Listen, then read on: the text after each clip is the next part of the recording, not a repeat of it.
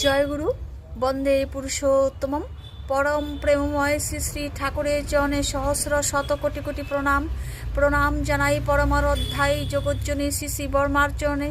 প্রণাম জানাই পরম পূজ্যপাদ ও শ্রী শ্রী বরদা।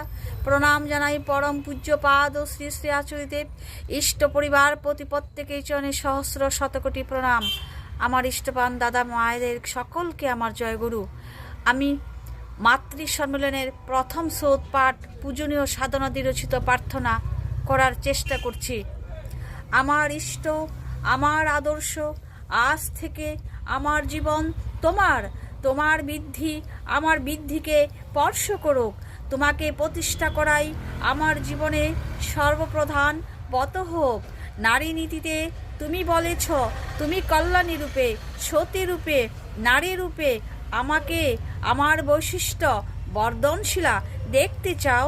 শপথ করেছি আমার জীবনে প্রতি মুহূর্তে আমি তোমায় এই ইচ্ছাকে পূর্ণ করতে চেষ্টা করব। তুমি সুস্থ ও দীর্ঘায়ু হও। আমার জীবন আমি তোমায় অর্ঘ্য দিলাম। তুমি উচ্ছল হয়ে উঠো। পুলকে জীবনে যশে আর মহান সম্ভোগে নারী আমি অমৃতের অধিকারিণী।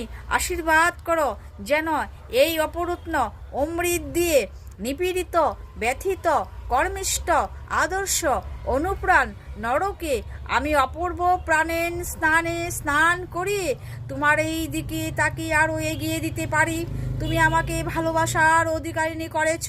আমি আমার সব ভালোবাসা উজাড় করে দিয়ে তোমাকে স্বদেশ দীপ্তময় জীবনময় দেখতে চাই। তুমি এই শুভক্ষণে আশীর্বাদ করো যেন আমি এমনিভাবেই আমার চলায় তোমাকে, তোমার ইচ্ছাকে মূর্ত করে তোমার মহান অভিযানকে অবাধ করে তুলতে পারি। স্বস্তি, স্বস্তি, স্বস্তি।